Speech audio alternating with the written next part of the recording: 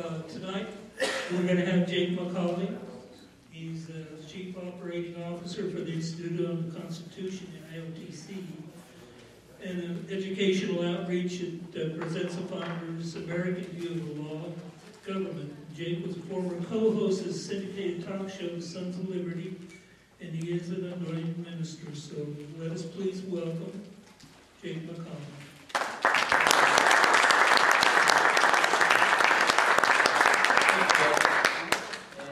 Thank you, Larry, and to Mrs. Durga. You guys have a wonderful family, and I've had the opportunity to hear all about you on all of my stops. I started in Reading, went up to Wairika, went down to Nevada City. Nevada City, right? Yeah. Okay, good. I've got some really great news, but I'm going to wait to get to that. I'm just going to get right into my presentation because it's about a 6-hour-long presentation. So, no, but in all honesty, thank you for your graciousness. You guys have been wonderful. Tom, my host, his lovely wife Mary, you guys have been A+. I wrote a column when I got into town. I came from the John Adams Academy. Prior to that, I was at a presentation this morning called Coffee and Politics down in Roseville. The day before that, I was at a church down in Lodi that's going to be teaching the Constitution. We have a curriculum, and I forgot my stuff. It's on the table in the back right corner. If somebody could grab it, that would be fantastic. I apologize. I left that. Back right corner, you got it right there. Bam. And then right in front of you is a DVD. Just grab one of the DVDs that's loose if you don't mind. I'm going to reference a couple things because we are a nonprofit organization that brings in, we're actually a ministry is really what we are. The nonprofit organization side. Thank you, that was perfect. And we teach a Constitution curriculum. We're called Institute on the Constitution. It's a real simple 12-lecture curriculum that will teach you the Constitution. Now up here on the screen, you can see we have a Facebook, we have a Twitter, we have a YouTube. I do a column every week. This particular week, I don't know if you all watch a show, I guess it's called The View. I don't have television, I don't watch it, but I saw it on The Blaze. Candace Cameron was a childhood actor on Full House. How many people remember that show? And that's something, thank you very much, that I definitely remember. Anyway, she's a full-blown Christian. Her brother is Kirk Cameron, Ray Comfort. They work together in ministry. Ray Comfort is a friend of mine, wonderful guy. Love those guys, love what they do. Anyways, there was a high school football coach that was, apparently or allegedly getting in trouble for praying at the 50-yard line because all the students came out and wanted to pray with him. So I got to do a little commentary on that. Last week was gun control. Find my commentary in here, but we also do videos on that. So, that's the YouTube channel. I need to get to the right screen. Let's flip into the next one, if you don't mind. And we're going to take a real quick intelligence test, because I need to make sure that everybody's thinking. Everybody thinking with me tonight? All right. Sir, can you tell me how many of each animal Moses brought in the ark with him? 2. And then 7? Now that would have been good, but Moses didn't need an ark. That was Noah that brought the animals. Moses took the sea and just walked. All right, ma'am, is it possible to end a sentence with the word the? I don't think so. It's not possible to end a sentence with the word the. He just did. You're sure it's not possible to end a sentence with the word the? I've done it 3 times. Is it possible to end a sentence with the word the?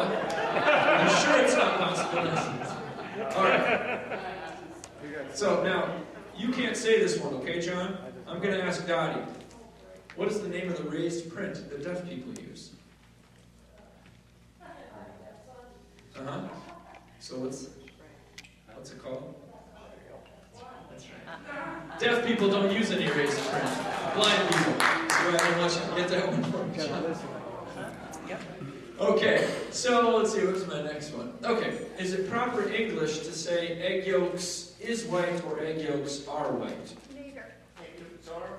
No, egg yolks are yellow. It's not proper to say either way. All right. One more, okay, I promise. Sarah, spell the word shop out loud for me. S-H-O-P. One more time. S-H-O-P. What do you do? The green light? You Stop. don't follow him out of the parking lot. He's going to stop at the green light, and then you're going to rear end him because you're supposed to go through the green light. Thank you, man. Hey, I appreciate it. We're all thinking now, though, right? We're going to pay attention to details. Aren't those fun? They're fun for me because I know the answer, of course. Right? But let's move on to the next next slide. Now, I wouldn't, back in my day, I was very good at athletics and very academically savvy up until about 9th grade. Probably had some college scholarships in sports because I was playing varsity, things like that. In 10th grade and 11th grade, I got involved with the wrong crowd and was destroying my life. I was the kid you'd have pointed to outside and said, hey, that's the reason we're going to hell in a handbasket. I would have been the Obama socialist, the brainwashed kid that could have cared less and that hated conservatives and hated church, etc., etc. So I want to say that to you to bring you some hope. Here I am today. I went through treatment. The 5th time I went through treatment, I was sent away. I was kicked out of school as a senior in high school, and I went to a place called Minnesota Teen Challenge. Has anybody heard of it? The Teen Challenge program is David Wilkerson. That's where I met Jesus Christ, and he changed my life and spun me around, and now I wear a suit coat. I'm just kidding. Now the Lord has, by His amazing grace, turned my life around and given me eyes to see. Because I'll tell you what, I once was blind, and I couldn't see. Because there was this delusion of sin. So this is a spiritual battle we're in. We're a Christian ministry. We teach the Constitution. We keep God involved because we know without that, we are going to do, in the words of John Adams, exchange tyrants and tyrannies. What good is a Republican tyrant? How many of you like the Democrat tyrant that we currently have? No. How about an independent tyrant? How about a libertarian tyrant? How about a Tea Party tyrant? None of that is good. We need God restored. We need God restored to His rightful place. Now, having said that, after being the problem child, I was turned around as an evangelical Christian, winning people to the Lord, loving Jesus, preaching the gospel, but I never even voted. How many of you have encountered Christians that say, no, I'm not getting involved in that political stuff? So now I was problem number 2. I was this passionate, on fire kid who said, no, I'm just going to preach the gospel. Because the devil's all in that politics stuff. And though I may have been right by my observation, in practice, I should not have been. I should have been bringing the light there. Wouldn't you agree? Well, in 2004, Michael Anthony Perutko, who's the founder of our organization, ran for president in the Constitution Party. He got 1 million votes, which is very rarely done by an independent party. And he has this campaign, was God, Family, Republic. And I thought, man, a politician talking about God, I've got to meet him. So I sat down with him. He said, Jake, you're doing great. You got 50% of this right, but you need to get involved. The Bible talks very clearly about the specific duty of Christians to be involved in civil body politics. And he gave me a course they had put out. It's a 12-lecture course, and it teaches you the Constitution. I took this course, and it revolutionized my life and my family's life. As a matter of fact, I'm going to explain that in a little bit. I'm going to show you a video of that. But first, I want to explain my kids. This is Dominic, Joshua, Charity, Micah. I want to explain my kids. Sorry, it says in the preamble of the Constitution to preserve, to ourselves and our posterity, to preserve liberty, to secure the blessings of liberty, to ourselves and our posterity, we do hereby ordain this Constitution. So I think it's important we reach our kids. Wouldn't you agree? Now, I'm not going to have a lot of time to explain this, but we have Patriot camps that are for little kids, 6 to 12, they're 5 days as a curriculum. You guys can easily start one here. You got the manpower, you got the desire, and you've got a building. You could teach these Patriot camps. They're like vacation Bible school camps. And I promise you, parents will drop their kids off. Because if you offer free babysitting for 3 hours a day for 5 days in a row, they will be here. And you'll have an opportunity to teach them. And we have a link on our website that I can show you other groups that are going to start one just up north here. And by the way, thank you so much for coming. I appreciate it. Both you and your son. And Robert, of course. Now, Robert had just taught one of our courses. He graduated the class. And so, what's that? David graduated. You all know Jan Collins, by the way? She's a hero. Let's give her a hand. She has taught this course. She's going to be teaching at youth camp soon. We also have groups on public school campuses called American Clubs. I can show you how to start one of those. It's pretty simple. You all can back it up. Students teaching them the Constitution. Don't you think we need a little of that? And then we also have homeschool co-ops. If you have a homeschool family or no homeschool family, they can teach our curriculum and get a civics credit. We'll send them a diploma. And it's self-taught by DVD. So the parent that you give this to will be so happy because they won't even have to teach it. We'll do the teaching. It's a fantastic way to get that credit. So those are all ways we can reach the next generation. Well, my older son is homeschooled. I homeschool my kids because I love them. And I want them to be taught correctly. That's why I do it. I realize it's not an option for some parents, or they might think that it's not. And I understand and I empathize with that, but I encourage you to teach your kids the right way. All of our founding fathers were self-taught, self-educated. They later went to university, of course, many of them, most of them. But Dominic, my oldest son, gave this really profound answer in his confirmation class. And the little girl turned to the pastor and said, "How did he get so smart?" And the pastor turned to me and pointed in the back and said, "See that guy back there? Hit the next slide. His wife." That's how he got so smart. So my children really are brilliant, and I attribute most of that to my wife, who homeschools them. She's at home right now, and she says hello. She created a video for you all to watch, so if you could click it one more time, and then one more time after that, it'll start that video. Oh, we'll back it up once, sorry. Just click inside of that window and play on that video, then maybe. Let's see if it comes on. Should come on.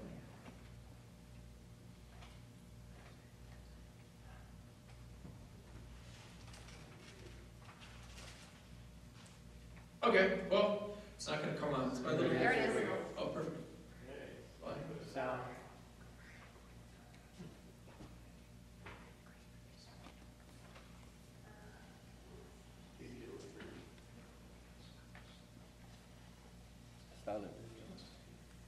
You have to use Braille to see this.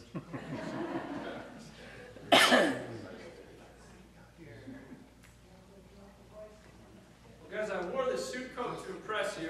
We're impressed. But Take it I'm off. very hot. I take it off. Thank you. And we felt really convicted that this is our duty before God to do. And you know, we can fight and we can legislate and we can get right laws in and elect good people now. But if we fail to teach our children and our grandchildren, all is for nothing. We're going to lose everything that we have done. And so I would encourage you, as a grandparent, as a father or mother, when you have your kids or grandkids come over, that you would teach them this course. Take the course. Sit down with them. Go through the amendments. Go through the fact that these kids have God-given rights, that they need to know them. They need to be aware of our Constitution and how our government is founded, so they can be educated and we can maintain the liberties that we are fighting for. You educating your children is the most important thing, and I would really encourage you to take the course and teach it to them. Thank you so much. God gave us His law to protect our rights. We are one nation under God. I urge you, God, you shall have no other gods before me. Our founders had a king who was taking away our God-given rights, and they had to remind that king that he was not God. So they declared independence, stating, "We hold these truths to be It's so." self-evident that all men are created equal, that we are endowed by our Creator with certain inalienable rights, and among these are life, liberty, and the pursuit of happiness. To secure these rights, governments are instituted among men, deriving their just powers from the consent of the governed. After this declaration, we needed a government system that would protect our God-given rights. So we, the people of the United States, in order to form a more perfect union, establish justice, ensure domestic tranquility, provide for the common defense, promote the general welfare, and secure these blessings of liberty to ourselves and our posterity, to ordain and establish this Constitution for the United States of America. Our ability to worship the God that gave us our rights was top priority. So Congress shall make no law respecting the establishment of religion or prohibiting the free exercise thereof, or abridging the freedom of speech or the press or the right of the people peaceably to assemble and to petition the government for a redress of grievances. How are the people to protect their God-given rights in the case that government is not willing or able?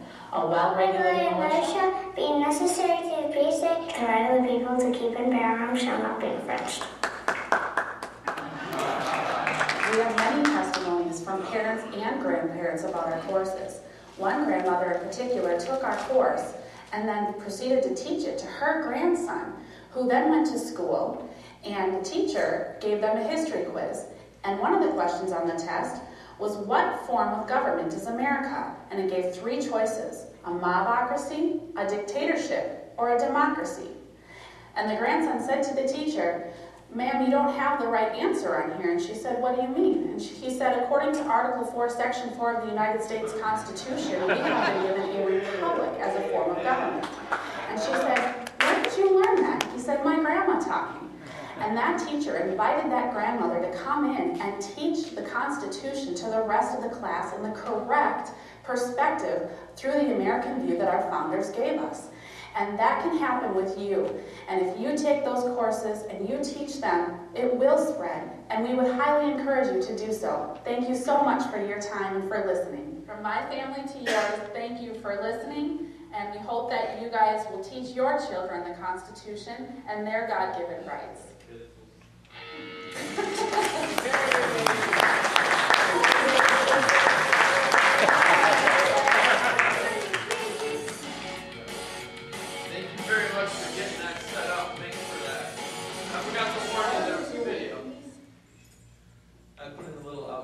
But if we move to the next slide, these are some things I'm going to highlight tonight. Is this on? Tonight I'm going to be talking about the Constitutional Convention that's being proposed right now, the Article 5 Convention. And how many of you are familiar with that topic? Okay, now I realize this is a very polarizing topic, and I have a lot of great friends that are awesome patriots on both sides. And I know that seems difficult to understand, but let me explain that. The way that I'm going to bring this across is to give a full understanding. And my position on this is extreme and absolute caution. And I'll develop it a little bit more regarding it. But before I do that, I want to explain a couple things, because I think we're kind of ignoring some of the basic elements of the Constitution that we can put into play right now. So we need to understand two things. What is jurisdiction? And secondly, what is interposition? These are two things I'm going to run through really quickly, and then we'll get into the convention of the states. Now, this is the American view of law and government. Everybody who's running for office needs to subscribe to this. If they can't, they cannot accurately defend your rights.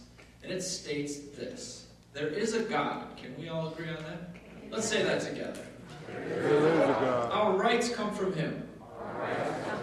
The purpose of civil government is to secure our God-given rights. To secure our God-given rights. So it does not take a driver's license to make you an American, does it? Not a social security number. Not a birth certificate. Even if it's from Hawaii, that does not make you American. This makes you American. This is what makes us different from all of the world.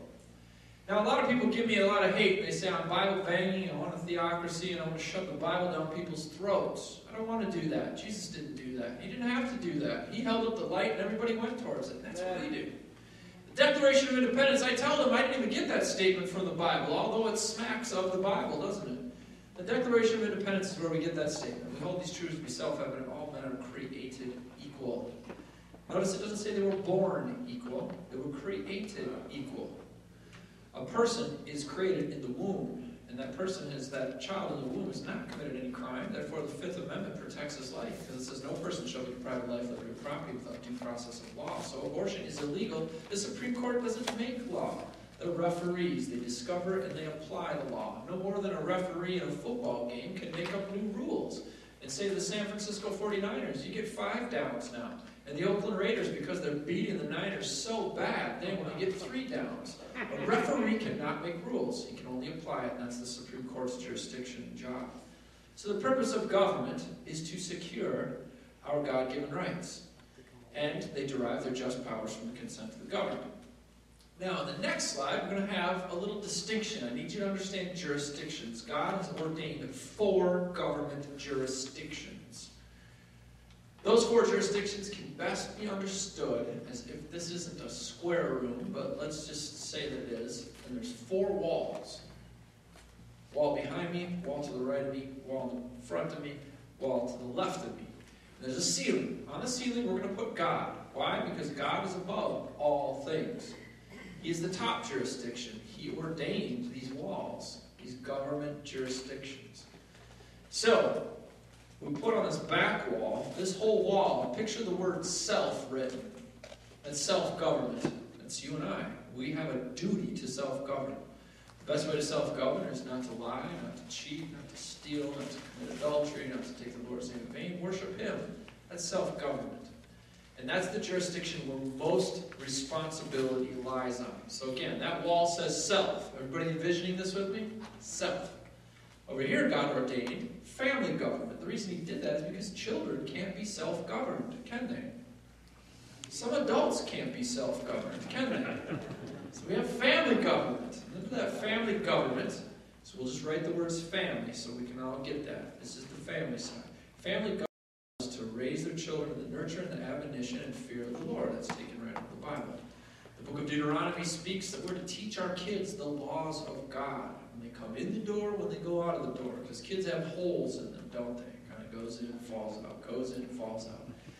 So, to do that belongs the jurisdiction of health, education, and welfare. Healthcare, because mom usually takes care of son or daughter that's sick, or dad. Maybe they're so sick or they broke their arm, so family contracts with another individual group or a doctor to take care of their health care. But that's all the family's decisions. That's their jurisdiction. Education. Is it the government's job to educate your kids? No, because the government doesn't have any kids, do they? The government's never even been pregnant, not even in the state of California, where crazy things happen. The government doesn't have kids. So then we have welfare. And isn't every child a welfare case? You got to clothe them, you got to feed them, you got to clean up their diapers. You do everything for them, but there's a reason for that. Because God determined that that child would be raised by the family as a welfare case in the hopes that when they turn 18, they cleave to their wife and leave their father and mother. No more welfare.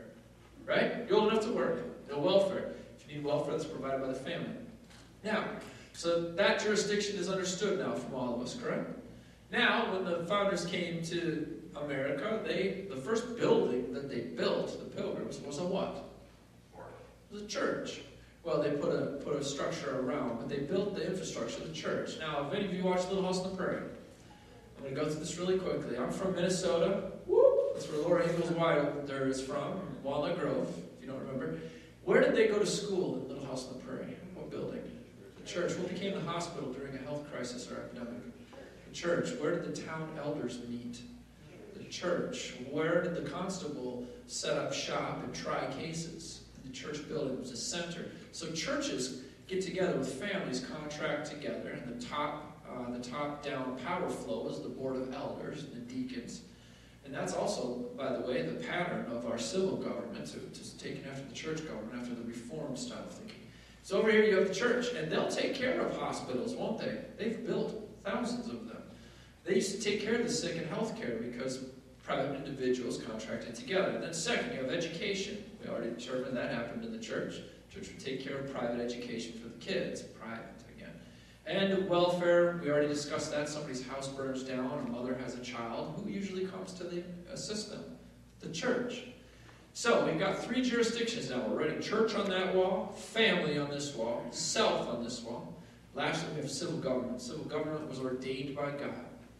And why was it ordained? To do two things: to administer the justice system and to secure the borders. That's the reason that they're here. That's it. Their job is not to tell you when you should wear a seatbelt or not wear a seatbelt. Is it good to wear a seatbelt? Absolutely. But that's not a government jurisdiction. It's a self-government. Not to tell you whether or not you have to wear a bicycle helmet or not. Do you guys get the point? It's not to point at the family and tell them, hey, this is how you have to educate your kids. You have to immunize them. And we provide their health care and determine what that health care is. It's not civil government's job. Nor is it their job to go to the church jurisdiction on this wall and tell them that a preacher has to marry two men. Or tell a preacher that, hey, you have a 501c3, you can't talk about government and politics. It's not their jurisdiction. Because there is a separation between this church wall and the state wall. And that separation is right in the corner. That means Nancy Pelosi can't kick open the door and tell you what Bible verses to read and how to pray, can she? And you don't want her administering your sacraments, do you? Okay. And the church, you can't go tell your preacher, hey, so-and-so stole from me, throw him in jail. Because there's a separation between church and state, two different delegated authorities. But what there is not, this is what they want you to believe, is that there's a separation between God and government. Right? What does prayer have to do with an establishment of religion? Absolutely nothing. Then why are they attacking it? We owe our allegiance to God, so does civil government. But you can see the civil government is trying to creep up onto the ceiling and become God to all the other jurisdictions, hasn't it? That's right. Which is where we get, on the next slide, we have the purpose of government. A lot of people say, well, Romans 13, we got to leave government alone, obey them, because blah, blah, blah. Government is God's minister. Same as a preacher. If I'm saying I'm an ordained minister, but a governor is just as holy as I am and has just as holy of a calling, doesn't he? Because protecting civil or religious liberties is just as important as being able to proclaim religious liberties. And so I thank God that God gave us civil government to protect our rights, but that's its purpose. When it ceases to do that and starts using the sword against good people instead of evildoers, then it ceased to be God's minister. Does that make sense? That's when we throw the T in the sea and we declare independence. Because on the next slide, as you'll see, what is it? There is a God. Our rights come from Him, not government. And the purpose of civil government is to secure God-given rights. If they go outside that jurisdiction, they have abandoned their oath. Okay, next slide. There's two views of government. This is very important for us to understand before we even begin to talk about the Constitutional Convention. The first view of government is this pagan view of government. There's only two views of government. There's only two. This pagan view, you throw all the isms in. You throw socialism, communism, Marxism, etc., etc. Totalitarianism. Everything is over there. And it says that the state is divine. Why? Well, because the state has all the power, don't they? They've got the muscle, they've got the guns, and the ability to take your life, liberty, or property. And if the state is divine, who can put them in check? Nobody. They don't have limited authority. They have unlimited authority because they're God. So when Moses came into Pharaoh and said, hey, let my people go, Pharaoh said, why? And he said, well, because we got to go worship God. And Pharaoh said, I'm God. Caesar had a God complex too, right? He forced Christians to pinch incense to him and worship him as a God, because they worshipped another God. They said no, and they were lit up like torches in Nero's garden. Shadrach, Meshach, and Abednego went before the king. The king built a big statue of himself because he had a God complex, and he said, you got to worship and bow this when you hear the music. And they said no. And that's what we have to be cut of, that same kind of cloth. They were thrown in the fire, but you all know what happened. The fourth man showed up, and Jesus bust some crack, didn't he? I love Jesus because he does this consistently on through time. He will stand up for those that will stand for him, not without him. Not, oh, how do we not offend people with our Christianity or our God? Forget about it. You know, you can follow the rest of us, but you're not going to win any war without being on his side. It would terrify me to try to fight this without him. It's going to lead to state worship when the state has unlimited authority. You're going to look to the state for your health, education, and your welfare, and your life, and your liberty, and your property, aren't you? That's state worship. That's why our founder said, no. King, you are not God. There's another God, and that God, we reserve ourselves for his worship. Therefore, we have to separate ourselves from you because you are, in the words of the Declaration of Independence, unfit to be a ruler of a free people. You'd be just fine if we wanted to be slaves, but we're not down with that.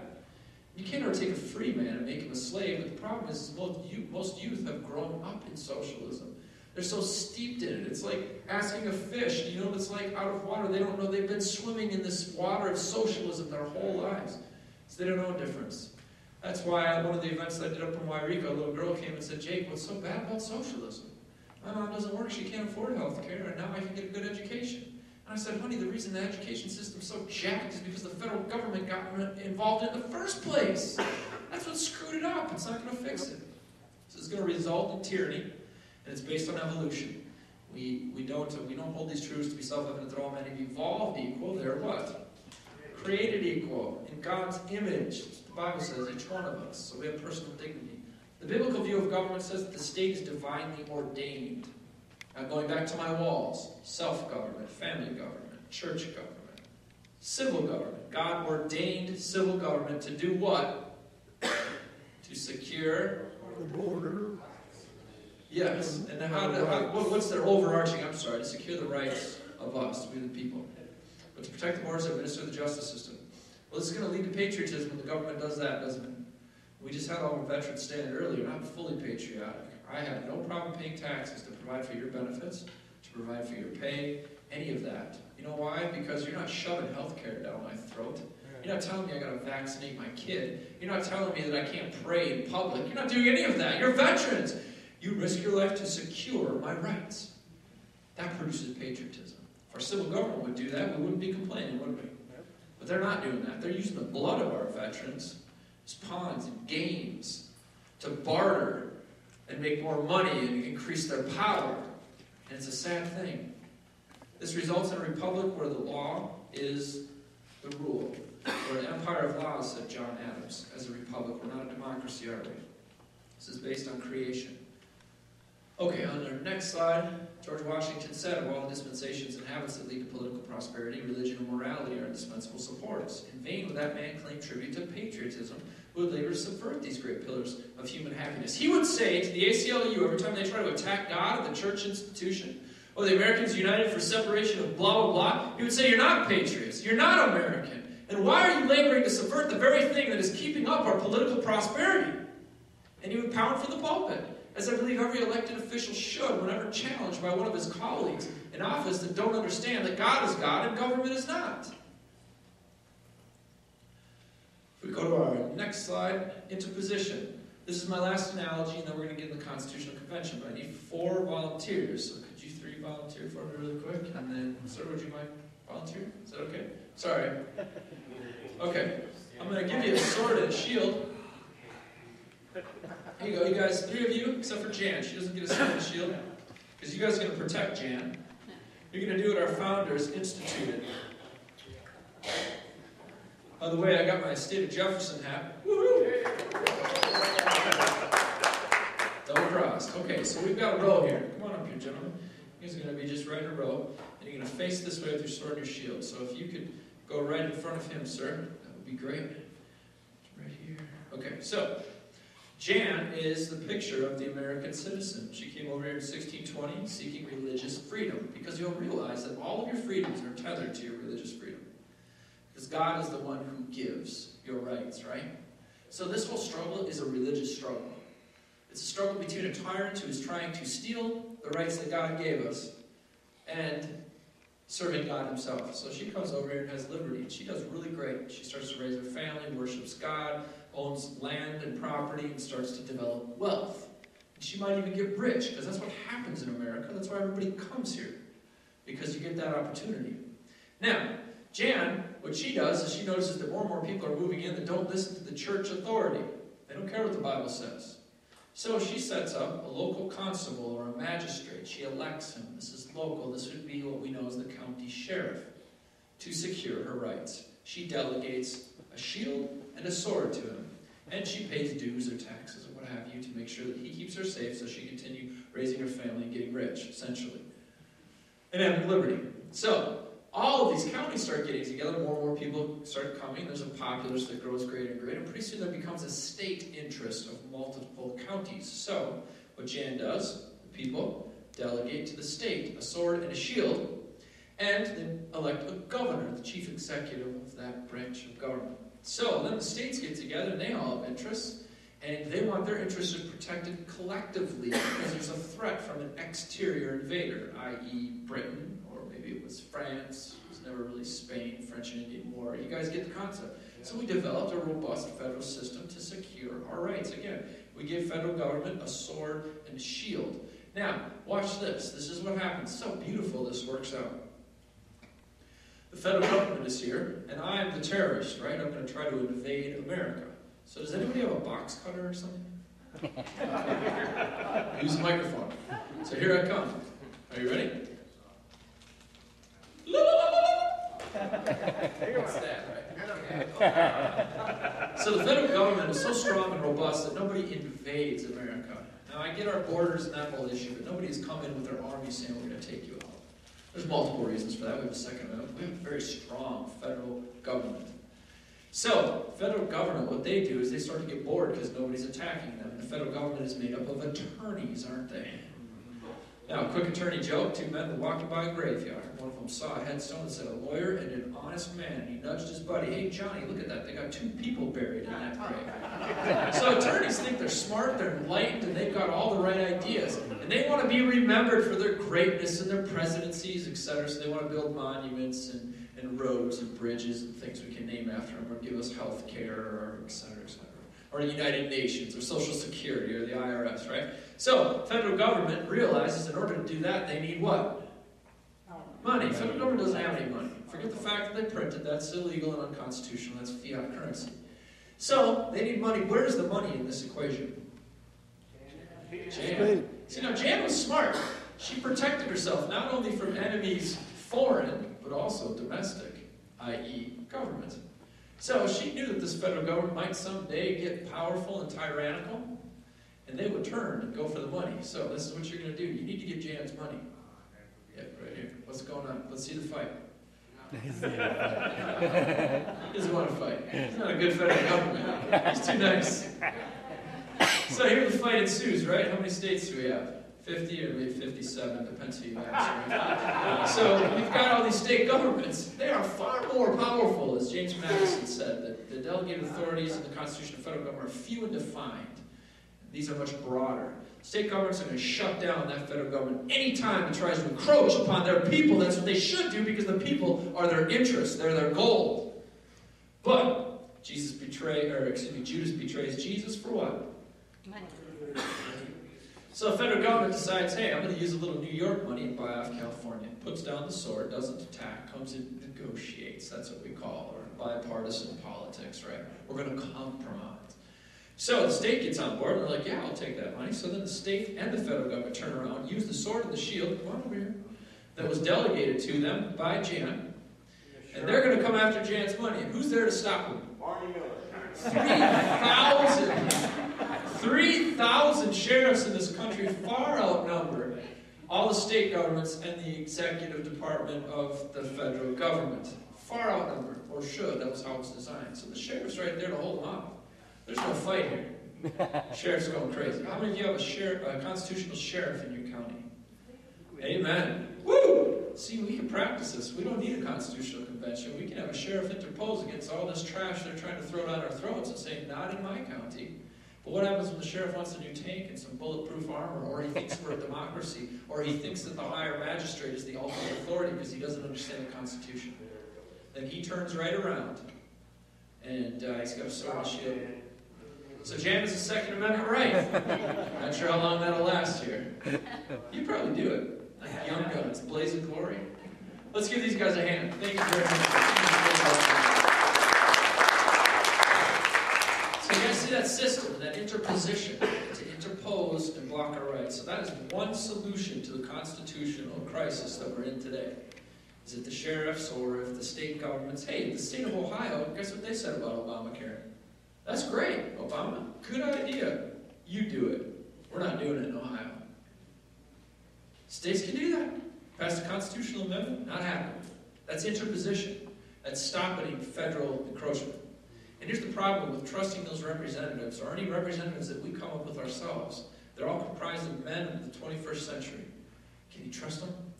Can you trust the Constitution? Then let's start making them obey the Constitution. Now, a lot of people say, well, they won't. And we got to work hard until they do. I'm going to get to another point. There's a sheriff. Say the state says phooey on it. We're going to come take your guns. The sheriff, like Sheriff Richard Mack, said, no, you're not. You're not going to take my guns. Constitutional sheriff stands up. He actually sued the federal government. Won. He beat the Clintons. But you didn't even need to sue him. There's another sheriff friend of ours, Bradley Rogers in Indiana, who said he had an Amish farmer. He was dealing raw milk. And you know the Amish, how dangerous they are, right? And you know what happens to Amish people when they get on some raw milk, don't you? Yeah, forget meth. I mean, raw milk is insane. So the FDA's got to come in and regulate these Amish people before they get too freaky, right? So they come in and start harassing this poor Amish farmer. Amish guy does what any citizen should do, goes to a sheriff and says, I'm getting harassed right now. All I'm doing is selling milk. Right? So sheriff goes to the federal government, knocks on the door. Hey guys, I heard you harassing one of my constituents. Well, yes, he needs the permits. He's not abiding by the federal regulations and laws. I said, stop. That doesn't apply to my county. That's unconstitutional. And if you show up again and harass him, I will throw you in jail. Guess who hasn't showed up to harass the raw milk farmer? The federal government. You know why? Because he would throw him in jail, and then America might wake up and see, wow, the sheriff can do that? Yes! That's what he's supposed to do. That's why he's there. It's not just to pick up drunk drivers and make sure you're not speeding. It's to defend and secure our rights that right now are being stripped from us, not by drunk drivers. That's not good. Don't get me wrong. It's being stripped by a federal system that's a Goliath right now. And it's gotten out of control because these agencies aren't interposing. So a lot of you in this room are going to have to run for office and win. And then you're going to have to interpose. Because it's great to talk about this and learn it, but we got to apply it, right? A lot of you are going to have to go in and talk to your school boards. A lot of you are going to have to go in and talk to your sheriffs. A lot of you might even enroll and become a posse, a city council member, a county councilman, Our founder ran for county council right now. We have what's called a rain tax in Maryland. It's insane. They're taxing the rain because there's a property tax cap. So you're going to tax the rain. And by the way, that rain tax goes into the general fund, just like this nonsense up in Northern California, or Jefferson, excuse me, where they're taxing the people, and that's going into a general fund, the farmers. I forget, it's like a water tax or something. Just something, just crazy. The sheriff should be stopping this stuff, shouldn't they? Okay, on the next, so everybody gets that. This is the ultimate example of interposition right there. This young lady who's lost her father, maybe it was a brother, he interposed as a veteran. That's an example that everybody swearing an oath to office should have to follow. I want to give you my example of interposition. I believe it's the same one that our founders had. I went to treatment for the 5th time, as I said. I went to Teen Challenge. We went to a church one night. This was in the very beginning when I got there. I thought this was crazy.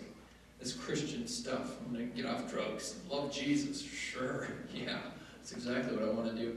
I was sitting in a church thinking these guys were kind of nutty, sitting by myself in a padded chair like this. The church was about half this size. And they were singing and dancing. Nobody was preaching. No one was talking. And all of a sudden, out of nowhere, it was like the ceiling opened on this building, and a gigantic light beam came out and was pressing me with weight. And that weight was the wrath of God because of my sin. I felt my sin as clear as day. Before, I was never concerned about it. It wasn't because I did drugs or had sex or partied and stuff like that. It wasn't that. It was the sin that I was born in a country with all of my physical capabilities, with talents, with a brain that could think, with 2 parents that loved me, and I was in the freest nation in the world, and I could have cared less. I'd rather give God the finger and live the way that I wanted to live. And that was my rebellious lifestyle. And I was convicted. And I was pressed, and I knew I was wrong. How many of you have experienced that in your life? That amazing grace. So we've got to understand how bad we are before we need a Savior, don't we? There's no need for a Savior if we're not bad. If we're American or we're Republican, and we're just right. Because we're right. We're not right. And so at this particular moment, I knew that I was not right. And I was scrambling for an answer. And I did what any sinner does, right? Get a Bible. So I grabbed the Bible and started thumbing through it, saying, God, how in the world am I supposed to be saved? Because I knew I was doomed. Nobody knew this was happening. I was sitting in my chair. This was all God revealing this to me. So I pulled up the Bible, went to the book of Acts, and I found the Apostle Paul, who was murdering Christians. And then all of a sudden, that blinding light hit him. It's kind of like what I was experiencing at that very second. And he said, Lord, who are you? He said, Paul, Saul, why are you persecuting me? And that's what I was feeling. And I saw there the redemptive power of Jesus Christ interposing for me at that moment. Between me and the wrath of God. Interposition. That's what our veterans do, isn't it? That's what they should be doing, securing our rights. And our founders knew it because the Bible says, he who is given much is required. And so that's why they pledged their lives, their fortunes, and their sacred honor. That wasn't just words. It was put into practice in this form of interposition. Okay, let's switch over to the next slideshow if we could. Oh, no, yeah, next slideshow, sorry. Is this the next one? No. Oh, okay, I'm sorry, I'll give you a second. So now we've discussed jurisdictions, and we've also discussed interposition. Those are 2 ways that we can clearly get out of this mess that we're in right now, if government will just stay in the parameters. There's nothing wrong with the Constitution. Absolutely nothing. What's wrong with it is judges, like the referees, want to invent new rules, new rights, because if they can invent a new right that doesn't exist, like a right to education, like a right to a house, seems to me if I want an education, I better go out and earn it. Seems to me if I want a house, nobody bought a house for me. And when my house went backwards because of the market, nobody bailed me out of that. I did that. But when we can create new rights, then we can give government new powers and create new laws, can't we? So here's the evolution of law. So we have a constitutional convention of states that's being proposed right now to change the situation that we're in. Now I'm going to present to you the facts. I'm not going to tell you that a convention of the states is unconstitutional, because it is. On the next slide you will see something that is shocking to most people. The median family income in the U.S. is about $51K. That's about the average. Now, if you all, making $51K apiece, spent money like the federal government, then you would spend $60,500 a year. That would, next slide, leave you, I'm sorry, click. That would leave you, one more, with $9,500 of debt on your credit card every single year. Now that would be stupid, wouldn't it? You wouldn't do that. You might do it 1 year, maybe 2. You wouldn't keep doing that, would you? But imagine this. That's on top of, on the next slide, you're doing that on top of the $300,000 you're already in debt. So even after you pay your house off, you haven't paid your house off, you got another house to pay for. That's just asinine. That wouldn't work. And that's why on the next slide you see that Congress, our founders knew that eventually this day would probably come. They said that Congress, that's weird, it's cutting off. The Congress, whenever 2/3 of both houses shall deem it necessary, shall propose amendments to the Constitution. If you click the next slide, you can see who is the one proposing this. Congress, okay? They shall propose amendments to this Constitution, or, there's another way to amend the Constitution, the application of the legislatures of 2/3 of the several states shall call for a convention proposing the amendments. This is right out of the Constitution, Article 5. On the next slide, you can see the Congress, on the application of the legislatures of 2/3 of the several states. Notice the word Congress. Where is the power right now? Congress, okay? So the states can call for it, but Congress determines. The key word here is application. What does that word application mean? First of all, it's capitalized. They didn't have bold type back in our founders' days, so whenever they wanted to emphasize something, they capitalized it. So the word application means the act of making a request or soliciting. So the states are soliciting to whom? Congress. Okay. Oops. And then on the next slide, Congress shall. Who? So who calls for the convention? Congress. We're relying upon Congress to do this, guys. It's not autonomous. We can't just do it. To convoke, to summon, to direct, or to order, to meet, to assemble by order or public notice. Webster's 1828 dictionary. By the way, if you want to study the Constitution, you want to know what the words mean, you have to get a Webster's 1828 dictionary. It was the first, in the colonies, the first English dictionary of America. And so you'll get the terms. But now Webster's meanings have been totally twisted, moved, changed, evolved, and that's typically what happens with any language. Okay, on the next one. There's other convention questions, okay? So we already see that Congress is the one who has to call this. Even if we all get together, Congress has to call it. They do have a duty to do that, but they may determine not to. We don't know for sure. Other convention questions. Who picks the delegates? Who is going to pick it? We think that the state is, but at this particular point, we're waiting on Congress, aren't we? By what criteria are they chosen? So who's going to determine? How do we know we're not going to get a stacked bunch of delegates that are Democrats? Wouldn't that be a pain in the butt? Because I'll tell you what, Democrats want this convention too. Absolutely they do. They want it more than we do because they hate our Constitution. Who instructs them? Who instructs the delegates? Where is the meeting held? When is it to be held? And how long will it last? Does the Article 5, does the Constitution answer those questions? It does not. So proponents of the convention, this is taken HSLD, Michael Ferris. Great man, wonderful man. I homeschool my kids. God bless him. I'm so glad he's alive. I'm so thankful for him and his intentions and what he's done in this nation. He's done a great deal of good. But he even stated himself on the next slide, if you click it twice. What was that name again? Michael Ferris. Can we click the forward? Is it freezing?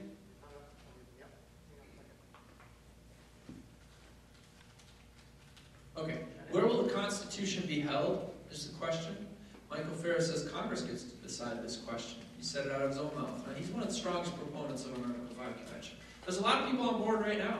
And like I said, a lot of these are our friends. My friend, personal friends. So they're wonderful people. But he said Congress gets to decide where it's going to be held. Any place other than Washington, D.C. is appropriate in our view. Now, where it's held, does that matter? Well, it could, but we're just giving you these details. There's a lot of uncertainties around this. When will the convention start? He says again, Congress also gets to decide that question. Congress must pick a reasonable time and place. If it fails to do so, the states have the residual sovereignty that would permit them to agree to a time and place. Litigation to mandate a time and place would be almost certainly successful. So what he's saying is we may have to sue our own Congress to get this. Congress has a mandatory non-discretionary duty to call a convention and choose a reasonable time and location. Yes, they do. Has Congress been listening to us recently? Okay, the next slide says the Congress, wherever 2/3 of both houses shall deem it necessary, it talks about this convention route, when ratified by the legislature of 3/4 of the several states or by conventions in 3/4 thereof. as the one or the other mode of ratification may be proposed by, can you see it up there? By who? So Congress is still in the driver's seat determining this. Congress is the problem. So we go back to Article 5. What are the questions does Article 5 answer? We've already discussed now what it does answer and what it doesn't answer, unfortunately. Now, Article 1, Clause 18. Article 1, Section 18, excuse me. I'm sorry, Article 1, Section 8, Clause 18. Yep. The Congress shall have the power. This is what we know Congress has the power to do, to make all laws which shall be necessary and proper for carrying into execution the foregoing powers. Sometimes they call that the elastic clause, or the necessary and proper clause, excuse me. And, it says, all other powers vested by this Constitution in the government of the United States or in any department or office thereof. It's giving Congress the driver's seat here, isn't it? So there's a lot of powers that are described in Article 1, Section 8. Now I want to give a little historical background because we don't really know. Some of these are gray areas. We don't know what's going to happen until we try, which can be kind of risky. I mean, let's just say that, well, I can't think of a good analogy for this. I can't think of one, so we'll just go to history, okay? So we have the War for Independence first. If you can click the next slide. The War for Independence starts this timeline. Then after the War for Independence, many of you know the first governing document of the United States of America was the Articles of Confederation. Are you all aware of that? Super. We discussed that in our course of law. So we had that ratification in 1781, right at the end of the war. And then the war was over, and the Treaty of Paris in 1783. And then right away, people start saying, hey, this Constitution isn't doing us good. The Articles of Confederation. So we have a Mount Vernon Conference. This was the first Constitutional Convention in 1785. Which led to an Annapolis Convention, because barely any of the states showed up to the Mount Vernon Convention, so therefore they didn't have a quorum, they couldn't make any decisions. So they called one in Annapolis. In Annapolis, a lot of states came, but not all of them, so they came up with some fluffy lawyer terms to basically say to all the rest of the states, hey, we couldn't do nothing here, so let's call another convention, and we'll call it in Philadelphia, and George Washington got on the PR campaign. And George Washington was probably the only president that could have united all of the people, or the only individual. Because he was the most respected. Because of the fact that he owned the army and took over the country after he beat Britain, but he didn't. He surrendered his army back to the Congress, which was amazing. They said that King George said that he would be the greatest man in the world if he did that, and he in fact did that. So there's the Mount Vernon Conference. We can fast forward it. Oh, like 3 times. One more. Then we've got right here the Mount Vernon Conference. I already gave you the details, so let's move through that. Let's move through that. These were some of the findings of the Mount Vernon Conference, where I already told you. Then there was the Annapolis Convention. Let's go through that again. Keep going. Okay. So we got to the Annapolis Convention, and the Annapolis Convention said, hey, we need another convention, essentially, because we don't have the quorum that we need. Keep going. Sorry, I'm moving this forward on my slides, too. Okay. Whoa, what slide is that? Can you go back one? I'm sorry. Okay, so the Articles of Confederation. The Articles of Confederation talks about an amendment process in Article 13. Article 13 says, the Articles of this Confederation shall be inviolable, observed by every state and the Union, and it shall be perpetual. Does everybody understand what that means? That means this Articles of Confederation shall be perpetual and shall remain unchanged. And this is what it goes on to say, nor shall any alteration at any time hereafter be made in any of them, unless such alteration be agreed to in a Congress of the United States, and be afterwards confirmed by the legislature of every state. So the Articles of Confederation said you can't amend the Constitution unless every single state agrees. Is that how it works now? No, we only need 3/4 of the states to agree, and many of our decision-making when it comes to statutes only come at a simple majority. But the Articles of Confederation couldn't be. All on the next slide, you see that 12 states sent delegates to Philadelphia to change this, okay? So say they did a constitutional convention. 12 states showed up. Under the Articles of Confederation, did they have a quorum? No. No. So technically speaking, they should have all just went home, because only 12 showed up. They couldn't do anything. But guess what? When you call a constitutional convention, you delegate authority to those that you elect as your delegates. And guess what the delegates did? They went on ahead anyways. It didn't matter to them what their constitution said. Rhode Island never appointed delegates to the convention in Philadelphia. On the next one, you can see Virginia. I want to show you what the specific directives, because that's what we're told. Hey, we the states can control our delegates. We can give them specific directions, and that's all they can do. They can't go beyond that. So let's look at Virginia. We're going to move through these really quickly. For the purpose of revising the federal constitution. What was the federal constitution at that time? Articles of Confederation. You guys are going to say this a lot, so I'm going to keep asking you, and then you just keep repeating, and there's a reason I'm having you do that. To join with them in devising and discussing all such alterations and further provisions as may be necessary to render the federal constitution. What was that again? The Articles of Confederation. Adequate to the exigencies of the Union. Exigencies of the Union. New Jersey gave its delegates this direction for the purpose of taking into consideration the state of the Union as to the trade and other important objects, and of devising such further provisions as shall appear necessary to render the Constitution of the federal government. Which Constitution was this? Article. Adequate to the exigencies thereof. Exigencies thereof. Excuse me, that's a hard word for me. Pennsylvania told its delegates, are fully convinced of the necessity of revising the federal Constitution. They spelt it that way. I don't know why. It's a funny way. For the purpose of making such alterations and amendments as the exigencies of our public affairs require. So it said revising the federal Constitution. Which Constitution? We're just going to change it is what they're saying. We're just going to fix the things that don't work. And that's what the proponents of a constitutional convention are saying. We're just going to change that. And hey, I would like that. North Carolina said, for the purpose of revising the federal Constitution. Which Constitution? Okay, then we've got Delaware. Delaware said this. For the purpose of revising the federal Constitution. Which Constitution? Whereas the General Assembly of this state are fully convinced of the necessity of revising the federal Constitution. Which Constitution? Keep saying it, guys, seriously. Keep saying it. Articles of Confederation. And adding thereunto such further provisions that may render the same more adequate to the exigencies of the Union. To join with them in devising, deliberating on, and discussing such alterations and further provisions as may be necessary to render the federal Constitution. Which Constitution? Adequate to the exigencies of the Union. Okay, that was Delaware. Now we got Georgia for the appointment of the deputies from this state for the purpose of revising the federal Constitution. Which Constitution? To join with them in devising and discussing all such alterations and further provisions as may be necessary to render the federal Constitution. Which Constitution? Adequate to the exigencies of the Union. Okay. So you got all these states sending all of their delegates to simply revise the Articles of Confederation. What did they do? On the next one, let's go to the next slide. Then it may be recommended to the states. This is what the Continental Congress said. Remember the Congress that was already serving in existence? Said that it be recommended to the states composing the Union that a convention of representatives from the said states respectively be held for the purpose of revising the Articles of Confederation. Okay? For the perpetual union between the United States, blah, blah, blah. And the next one, you see New York. So we've got all the states, we've got Congress saying, hey, we're going to revise the Articles of Confederation. New York says, for the sole and express purpose of revising the Articles of Confederation.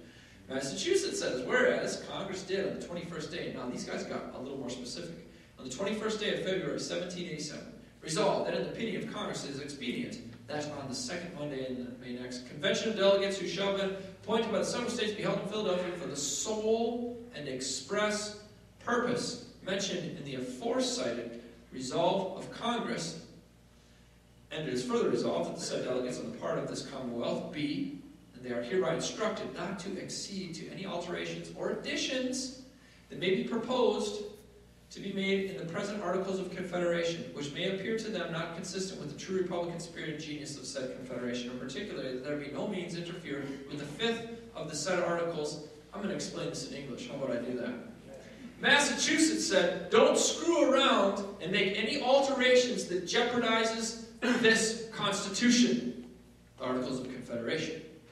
Then they said specifically, if they propose that they screw around with the Article 5 of this, which was delegating term limits. You want to know how term limits were under the Articles of Confederation in this country? You got 1 year, Jack, and then you had to get reelected again. How many years do we have now?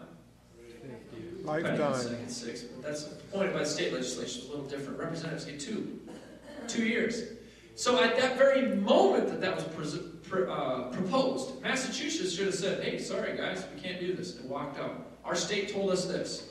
Up until this point, every single state said, we're just going to revise the Articles of Confederation. How well did those people listen? South Carolina, on the next one. For the purpose of revising the federal constitution, what is that? Articles of Confederation. Continue on. Connecticut, a convention of delegates who shall have been appointed by the several states be held at Philadelphia for the sole and express purpose of revising the Articles of Confederation. Sole and express means the only purpose. Maryland on the 26th to assemble a convention at Philadelphia for the purpose of revising the federal system. Doesn't say constitution there.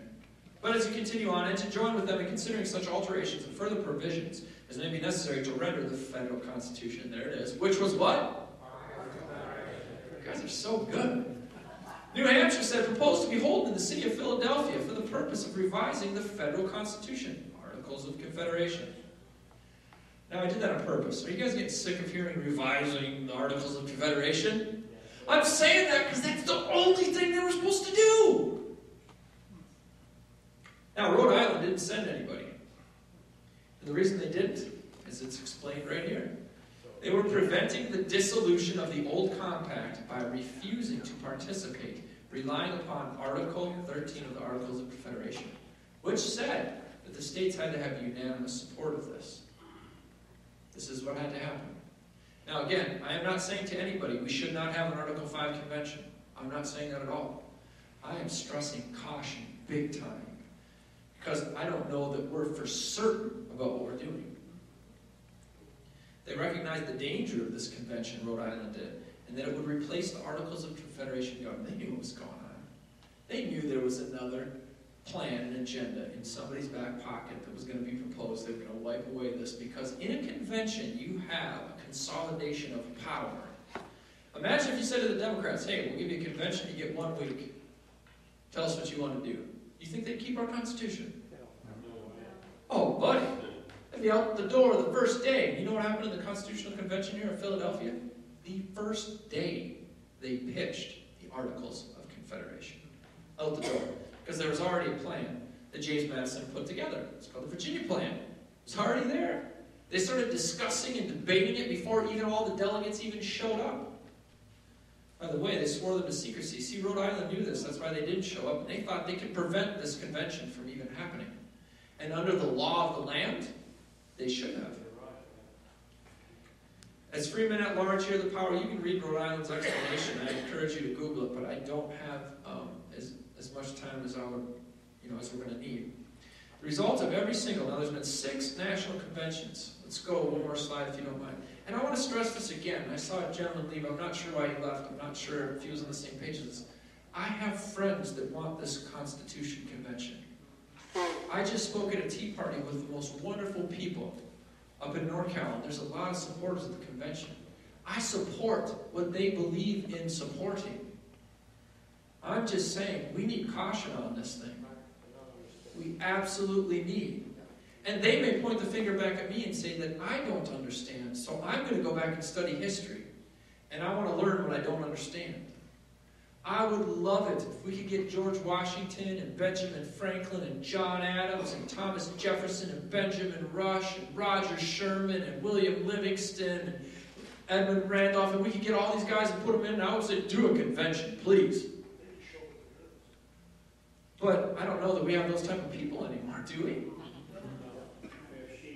6 national conventions have happened in English, Britain, English, and here in America, English. There's been 6 conventions that have happened, so we're going to study those. 6 national or general conventions, where a fundamental change to the system of governance of the nations, which convoked those conventions. Okay, there's been 6 of them. The 6 conventions which did not meet the criteria to be classified as national or general conventions. So there was a long parliament, and it's quote-unquote rump. Now, you all remember Cromwell, right? King Charles wasn't listening. As a matter of fact, he hired mercenary armies to invade his own country to attack his own people. So they tried him, found him guilty, and chopped his head off. And then there was the Lord Protectorate. That's where Parliament ran, and Cromwell was the head of the army, so he kind of oversaw and made sure Parliament didn't act like a bunch of rascals. Well, that happened. But then, after Cromwell died, there was no leadership anymore of the protectorate, so the convention, they created a new convention. So the first convention was, we got rid of the king, we started a whole new government, the protectorate. Well, after the protectorate died, they got rid of that whole system and started a whole new government. So this is the track record we have in these conventions. They scrap the old and bring in something brand new. And the new convention restored, actually, King Charles's son, which is strange, but they made him king again. Well, he turned out to be a rascal, so what they did is they had another convention, Parliament did, and they called it the Glorious Revolution of 1688. They removed the king's son without chopping off his head. We call it the Glorious Revolution because back in Europe, guess what? How empires rose and fell from power? Killing people. You've heard the term heads were rolling, right? That's generally what happened. You'd have to kill him because he would give up his power. That's not what happens in America. We're humane. We rely upon a Christian ethic. And the Glorious Revolution was a great... William of Orange was allowed to be king. He said, I will be king, but only so long as I can have Mary, my wife, be the queen. They said, okay. But they made him sign the Englishman's Bill of Rights. If you haven't read it, you'll find out where all of our grievances from the Declaration of Independence. We went through the Englishman's Bill of Rights and said, King George, you are betraying this right. You're betraying this right. That's not the best term for it. But do you get what I'm saying? They're line items. So if any of us were to approach the federal government and list our grievances today, we would take our Bill of Rights and say the same thing. The next was the Continental Congress. You all know what happened there. We decided to get rid of the English government that we had and do what? Start a whole new system with Articles of Confederation. Then there's the Philadelphia Convention, and guess what they did? They went there for the sole and express purpose of revising the Articles of Confederation. They threw the Articles of Confederation in the garbage can, and they started a brand new one. So out of the sixth, well, there was also the Confederate Constitution. When the southern states seceded from the Union, they actually had a convention too, created a new constitution, so they created a whole new government system. In 1861, of course, Lincoln beat them, murdered a whole bunch of them, and ravished the whole South, and then forced them back into the Union. That's what happened in 1861. Obviously, this not ultimately resulted in him. So the bottom line is the National or General Convention is potentially a very useful and powerful tool for correcting inadequacies of the Constitution of the government. It is also a dangerous tool to be used, not to be used carelessly. And you can see why. Oh, I'm sorry. Oh, you got it. Okay. 6 examples. In every case, the Constitution of the nation convoking the convention was either written, rewritten, or drastically altered in form and function. So there's our track record.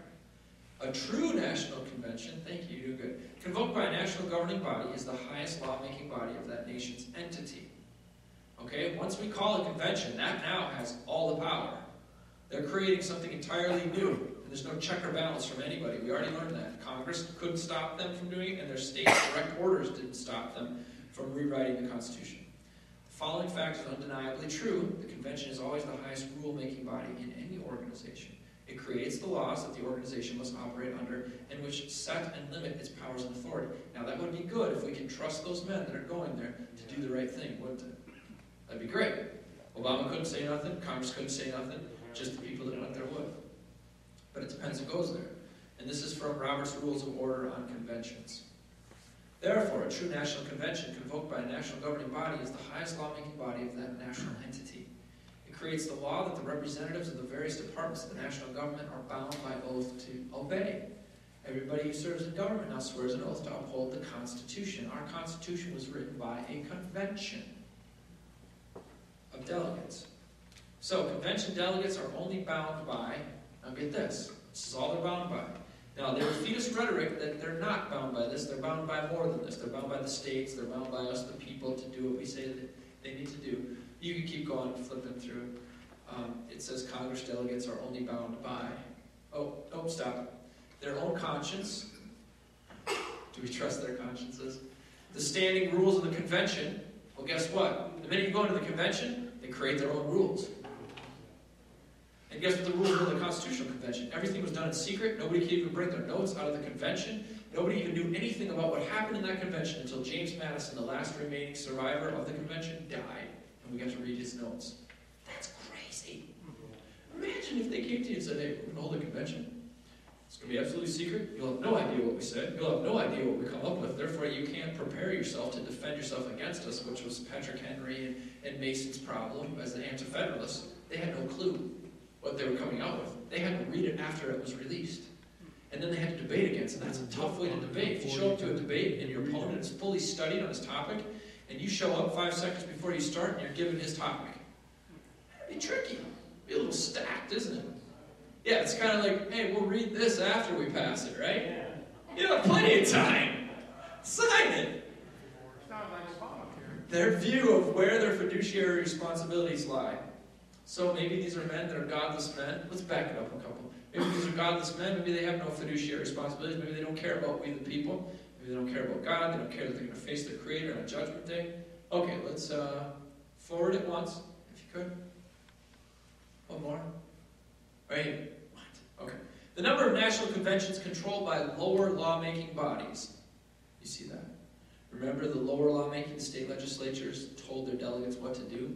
The minute they went there, they didn't listen. So they weren't dictated by them.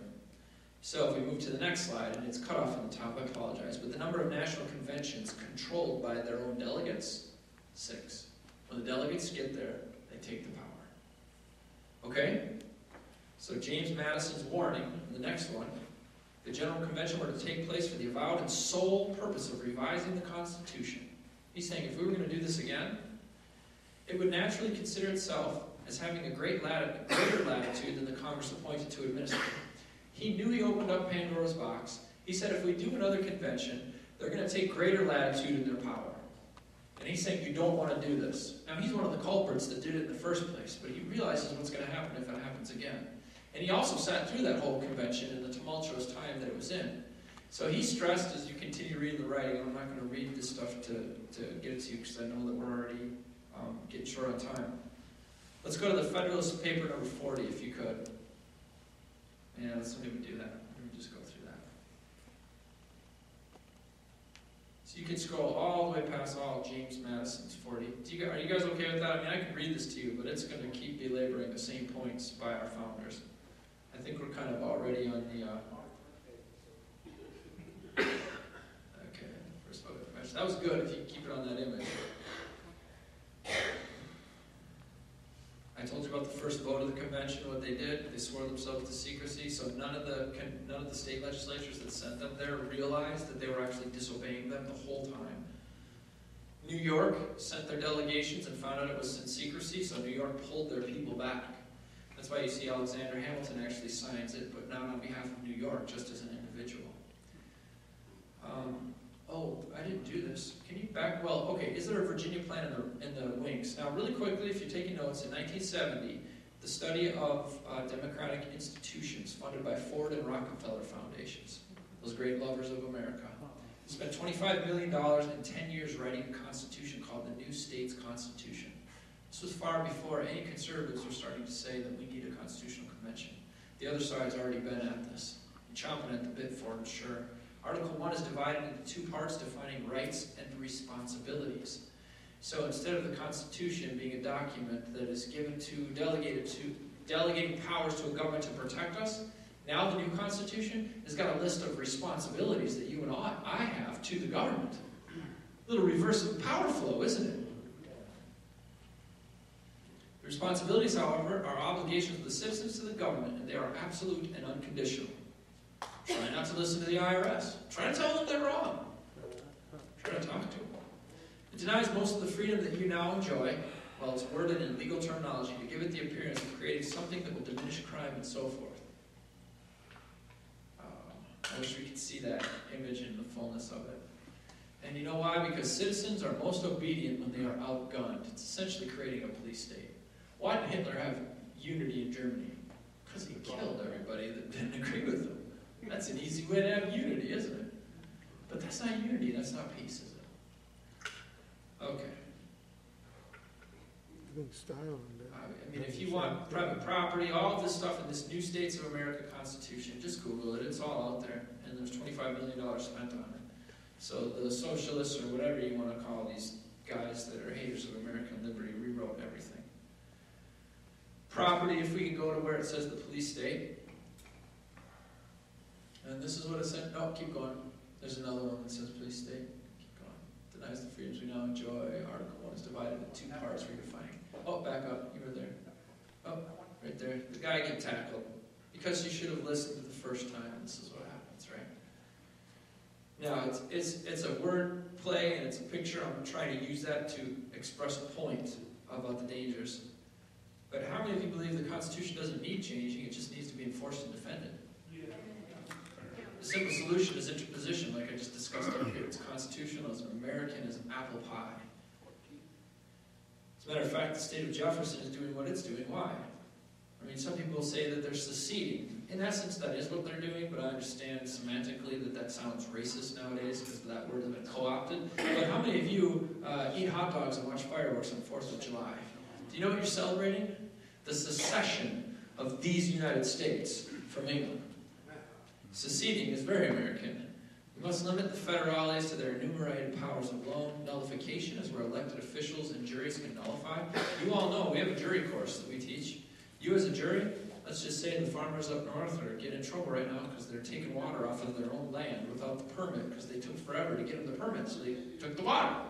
So now the fish and game people are coming, and they're threatening lawsuits against these people, these farmers. So let's say the farmer is sitting on the stand, and he's on trial.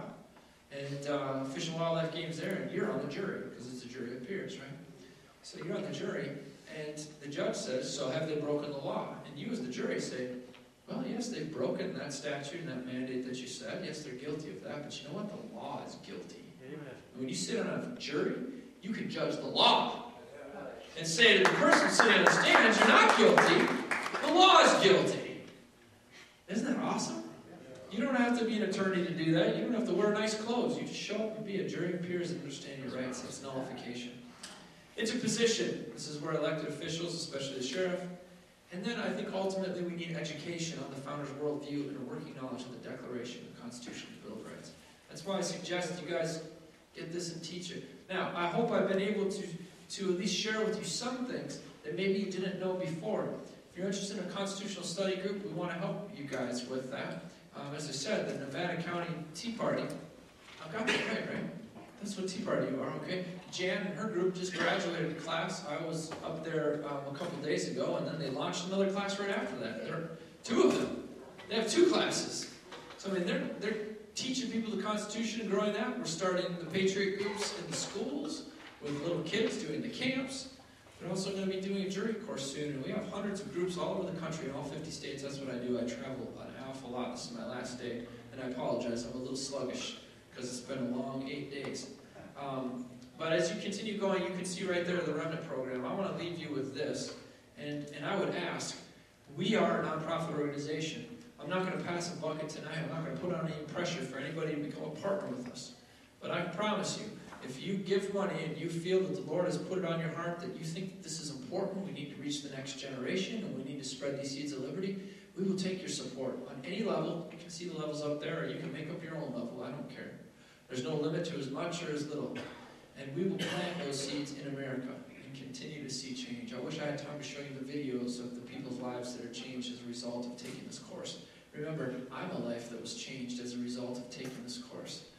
And so I feel that we can do that and multiply that throughout the nation. On the next slide, you'll see, so talk to me afterwards if you are interested in becoming that. Whoops, keep going, quick, right there. We have some kits. You can buy our basic kit. It's cut off up there, but on the left, the basic kit with the DVDs and the book. You can just take it at home with you and your wife. That's $80. You can buy a host kit if you want to teach it to a big group. That's $160. Has a bunch of different DVDs and supplemental